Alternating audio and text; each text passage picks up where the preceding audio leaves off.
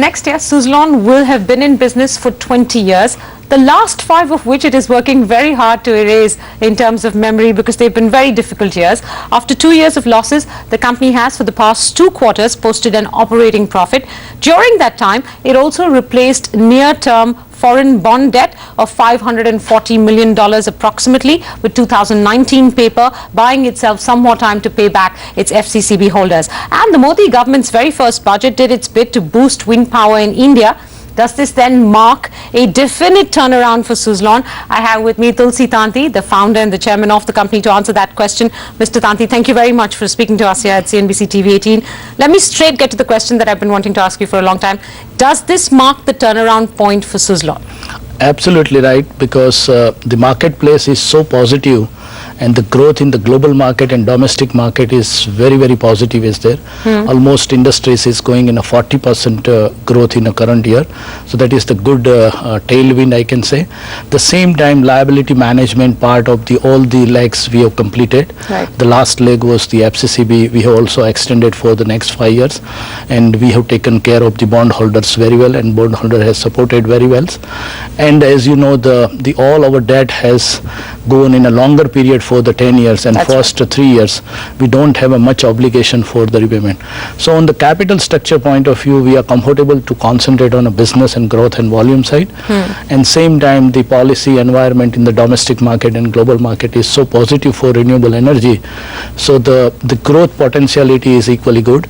So it's very clear that for SUZLON is now standing excellent opportunity for the turnaround. Okay, I want to test that hypothesis a bit, because you as of yet have had only 2 quarters of operating profits, not even a net profit. You're still in a net loss situation. That is a reality your investors have to face.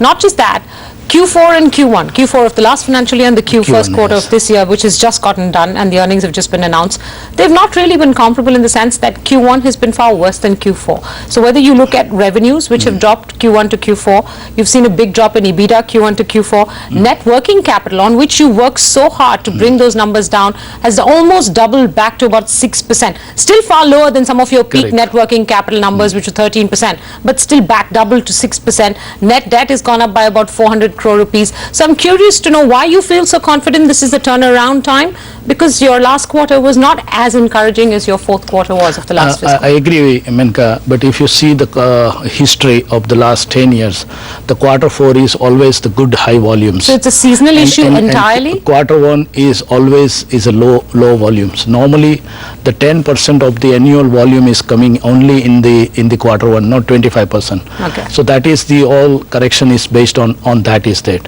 But we have to see in a different way of think, the consistently the Q4 and Q2, irrespective of the lower volumes, we are in a positive EBITDA. So the quarter that's currently going on? Yeah, Q1 is a positive EBITDA is there, but top of that, the most important is the gross margin has improved. Yes, it has. So it has gone up to 33%, right? From 29 to 33%. 33%. That shows indicators go towards the positive growth. Okay. How is Q2 doing for you? Is Q1 therefore only a seasonal aberration? Yeah. Q2 will come closer to the performance of Q4? No, or will we have to wait another couple of quarters to see the performance normally peak? it's a Q1 and Q2 is a lower volume. Okay. Because Q2 again is a monsoon years for us. So you're preparing always. Investors saying numbers for this current quarter will also not look very good, but it's not an indication of how optimistic you are of the business. But always H2 will be the great H2 will be the better. Okay. So the Q3 and Q4 compared to the last year, it will be far better also. Okay, I want some numbers on your order book position currently, because it was for FY14, the 4th quarter, I think you were at 4.9 GW, and it has, so your current quarter is 4.9 GW, and your 4th quarter was 5.3. Yes. I'm guessing some amount of that reduction is attributable to completion of projects, right? Where do you stand right now on the order book position? Is it increasing, or are you only right now seeing old standing projects get completed and therefore a depletion in the headline number? No, the Q4 was intake was high and execution was low. Okay. Where Q1 is other way around, intake was low and execution was high. Okay. So it is a normal quarter by quarter. So where do you stand in your order book right now, sir? So $7 billion, it's nearly 4,900 megawatt, is 5,000 megawatt order book is there.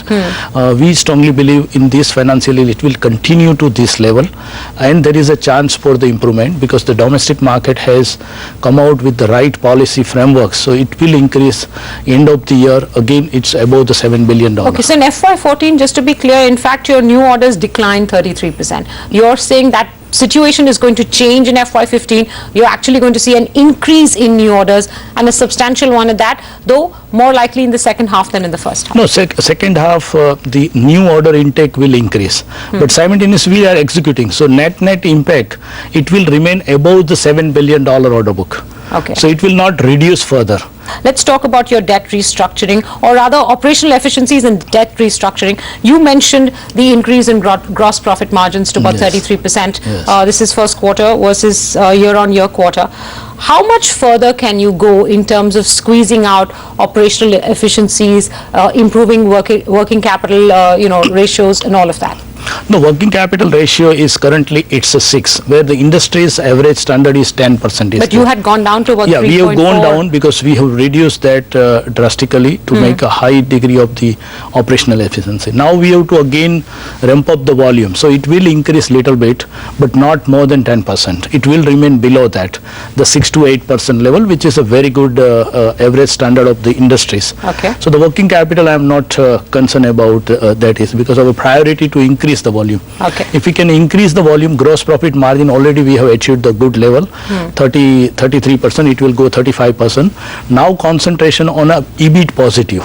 Okay. We are EBITDA positive is now there. Now we are going to the EBIT positive, and end of this financial year we are targeting to PAT positive. So you're going to end FY15 with a net profit? In a quarter basis, not in a full year basis. Q4 FY15 will be a net profit? Net profit basis, that is our target, because during that period we are also planning to reduce some our interest cost also. How are you going to do that? Because you're dealing with something like structure some over 500 crores in interest costs. So how capital structure optimization, what's left to do? Because you've done some part of what you needed to do under the CDR. Some asset sales are still pending, which I think you've set a timeline saying roughly about 1,000 crores of asset sales through the course of this year. Absolutely. You've done your FCCB restructuring. How are you going to now reduce interest costs? So now the major big burden for you. Yeah, major focus is 8,000 crore rupees is our rupee debt is there. Yes. Which is a high cost of fund is there.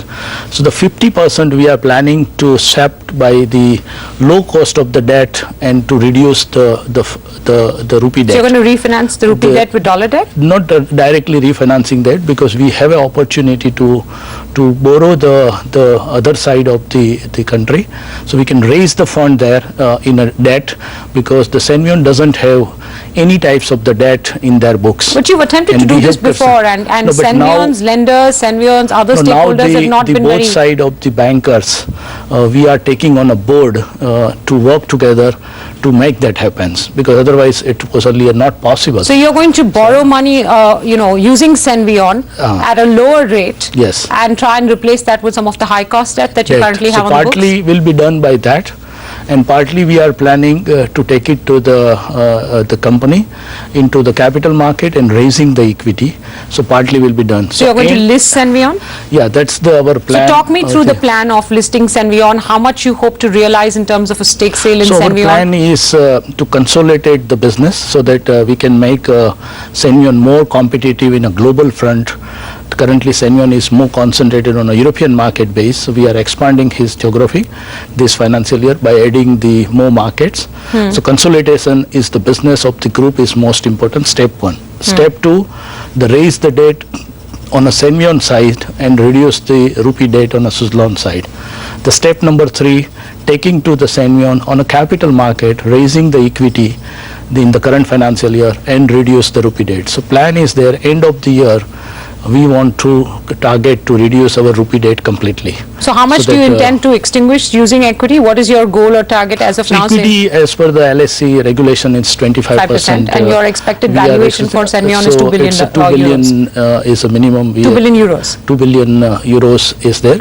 So the 25%, 500 million euros we can able to raise. What is the timeline for when you expect to list Senvion? This is the steps we have to follow. One is the consolidations, then second is the debt raising, and the third is to the capital market. So it takes at least the 6 to 9 months. The target is the current financial year. What do you mean by adding markets? So are you going to transfer some businesses from SUZLON to Senvion, and through that also realize some money? Is that how you're looking at it? There is two ways there, because the Senvion is currently, it's concentrating some of the market. As you see, the last 3 years we have transferred the business of the Australia and Canada and some of the European market. So these are businesses you It's transferred from already- SUZLON to Senvion? Yeah, not transfer directly, we can say. The Senvion has started the business based on the SUZLON platform. Okay. So that they have started and we have reduced because of the liquidity constraint. We have concentrated more in Indian market and they can concentrate on a developed economy market. So now the plan is they should start entering into emerging market where there is a established platform of the SUZLON is there, like in Brazil and South Africa market. Okay. So they can start of that, increase the volume on those market. Okay. That's become a more global organization, and the operations of the group, its consolidation on a technology front, on a supply chain front, on a market front. Okay, so how do you avoid cannibalization of some sort? No, it's because... I mean, will the gains of growth in these markets come to SUZLON? Will it come to Senvion and to SUZLON through Senvion? No, both will come because the 2 megawatt segment is SUZLON is there. Right, and the larger ones is 3 Senvion. megawatt product segment is Senvion is there, where market need both the product portfolio. Okay. So we'll share that the market in that category. So we'll increase the collective market shares very strongly. Okay. But the current priority for SUZLON is the high concentration on Indian markets only, because limited working capitals what we have, we want to utilize in a smaller cycles of the turnaround of the business, because Indian market is 9-month cycle time is there. How much debt do you intend to raise on Senvion's books currently to be able to use that debt, transfer it here to the parent company and pay back some of the parent company's it's not decided yet the size, because it will be the bankers working on that based on the current year EBITDA. Normally 2.5 times of the debt we can able to raise that. So that's the structure currently the bank is working. So that plan will be roughly what numbers are you working with in terms of the debt, the amount of debt you would like to raise? No, approximately it's possible 400 to 500 million euros. 400 to 500 million euros. So that's the debt you'll raise on the Senvion books in order to pay back some of the more expensive rupee debt here in SUZLON. And there is no regulatory bar in you being able to do this? It's subject nor are you likely to see any lender backlash? Subject to both the bankers' agreement.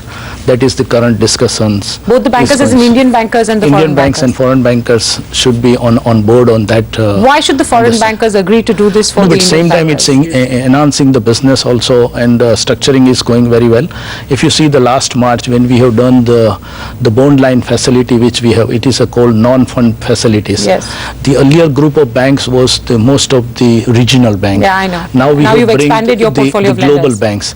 Now those global banks understand the capital structure value for the group and value for the Senvions. So this debt raising on the Senvion's books in this financial year, the listing of Senvion in this, have you started paperwork with the LSE already in terms of filings, etc.? Not possible yet, because it's a stepwise is required. Okay. So this financial year, both the transactions will And be through complete. both you expect to release about €1 billion?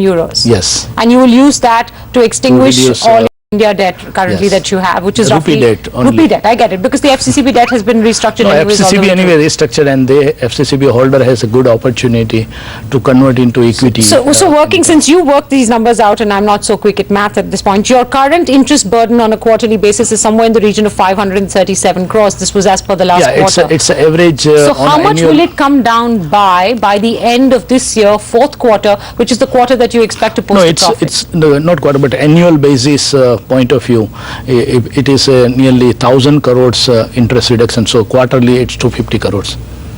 So you intend to come down to how much in fourth quarter? 250 crores. 250 crore will reduce. 250 crores will reduce. Reduction so you'll be will down to about 250, another 250 crores in your interest payment. So it will reduce.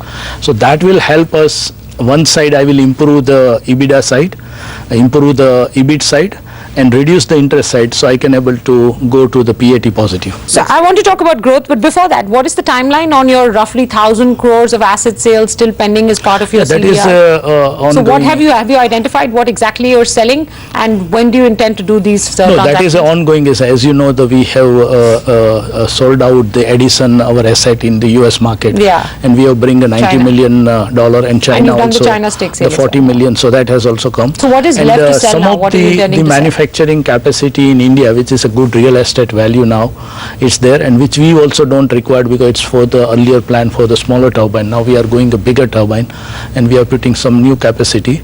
So that the plant will be removed, and some of the component manufacturing facilities we have, that also we have to remove. So this current financial year, our plan to reduce another 1,000 crore asset sales. So that will also give the benefit to the either operations requirement or for the debt reduction.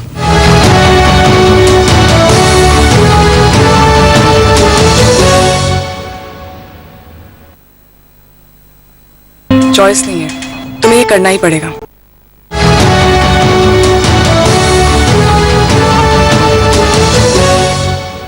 My final theme that I want to talk to you about is growth. And where you expect, some of the big growths to come in from, specifically India. For instance, you've now regained your leadership of the Indian market. Yes. From what I understand, the latest figures seem to say that you're back at number one. But the margin between you and Gamesa is very, very slim, sir, if you looked at new installed capacity in the last year or so. Correct. So I'm just curious to know how you're going to maintain your lead and what kind of advantage or order strength you see coming in from the variety of initiatives announced in the budget. Correct. I won't go into the details because I'm guessing everybody knows about that already. No, as you know, we have never lost the leadership position. It's not regained, first of all. I want to correct well, that. I'm not sure. So Some numbers say that you've regained. You can check in last 15 years, never we have lost the market leadership position. Okay. Unfortunate, because of the liability management here, we have reduction in volume, reduction in market share, but not the market leadership. So we'll maintain that. So your market share has gone from some 50% levels to 20% levels. So 50% to the 20% level. Yes, but still we are. And so last year, in terms of total new capacity installed, which is somewhere in the region of 2,055 megawatts, you all did 403 megawatts, Gamesa did 396. Correct. So they're very, very close behind. But same time we have to see the market was running 3,500 megawatt size of the market. And it's come down to 2,000. Market has come down, now 1,400 in the last year, and this year the 2,000, and current year it is going on a positive side. Yeah, but so that means that both you and Gamesa stand an equal chance to benefit from new orders coming into the market. No, it's not necessary like that, because once the growth will come, depend on the capacity is available with you, you can ramp up fast. And you say you're in a better position because of the capacity. Our capacity utilization is hardly 30% today. Okay. So I can able to ramp up to the 3,000 megawatt. I have a capacity for domestic and export. I can use that capacity. So for what are the new domestic orders that you hope will come your way in terms of size? The new policy framework which has come for the accelerated depreciation, which has come back after 2012, I think that will boost the new segment of the market. One is the IPP, which is heavily depend on FDI investment, right. And the second segment is a domestic investment, which is an accelerated depreciation market, which is giving a two big segment investment opportunity. One is a large corporate. They can invest for their financial planning and also for their CSR obligations. Yeah, okay. Now 2% is available for that. I know. And so that is a large corporate. Renewable energy now the medium and SME sectors heavily investing in this sector earlier, because they are investing for their captive energy requirement. Because in India we have a willing and banking policy, so they can invest in a wind power project and they can hedge their power cost for their captive requirement, which is a very good economic benefit to the manufacturing company, which will boost the manufacturing also in India very well. So these two new segment has opened, which is a nature of the domestic market. So how do you expect this to impact your India order book position? And in this segment, we are very strong, because all India basis, because those customers need those assets in the same state. Okay. And 1,600 customers portfolio we have, and we are present in 8 states. Okay. So this market is almost 1,000 megawatt additional market. Much of this you expect will come to Suzlon because of your geographical spread, your capacities, etc. So we are expecting to go over the market share from 20% to 30%, the step one. In the current financial year. And the next financial year, this order will be more executed. So we will go to the 40% market share, and we will remain as a 40%. Okay, what about US growth? Ever since the tax credits were taken away, we've seen a big dip in wind power projects in the US. So does that hurt you in any big way? What is your outlook on US and other developed markets? No, the US market is today, the size of the market is 10 gigawatt is there. And it will continue for the next 1 decade, that same size. In 2012, 12,000 megawatts of wind power were added in the US Yes. markets. In 2013, that number fell to 2,000. 2,000? We are in 2014 now. It's- You expect the number to stay static at 2,000 or will it decline No, further? it's going to move 2,000 up to to 8,000. 8,000. So US market will remain the second largest market for us, and the third market is the German market. So India, US and Germany is our core And in all of market. these, so you've told us what you expect in India. You expect 40% growth in the US and you expect 40% growth in Germany as well? No, Germany we are expecting a 20% growth. 20%. And US market we are expecting 40% growth. Okay. The final question on growth, which is that your emerging market business is roughly $1.1 billion. Your developed market business is some $4.7 billion. Yes. Your onshore business is $1.2 billion. Do you expect this mix to change Yes. in the years to come, this year I and think next year? in a next, it's very difficult for year basis just simply, but in a next 3 to 5 year span, Sure. the domestic market is currently in our total group is hardly, it's 20-25% is Right. there.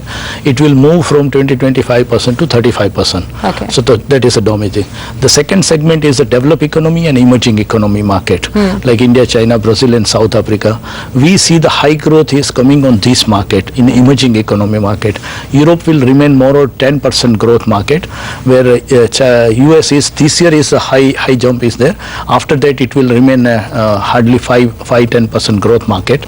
So the stable market of the Europe and US, the major growth is coming emerging economy market and offshore segment, where the large turbine in the sea is there. So that two segments are in the high growth, where SUZLON is extremely well Does positioned. this change your margin profile in any way over the long term, or that really is quite similar and is very project to project dependent? No, the strategically what we are doing, we are operating in 30 countries.